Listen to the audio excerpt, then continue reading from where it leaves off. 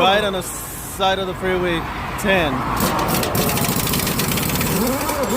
Respect for these guys. Look how they risk their lives. How close traffic is. We're probably 3 feet away from traffic.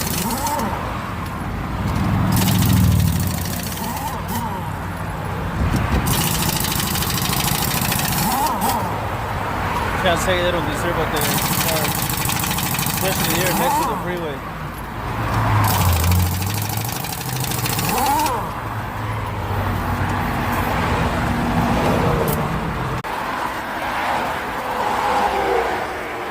Guys, don't forget to follow and subscribe for more videos.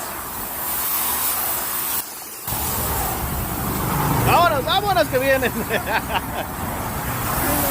Hijo de la mañana.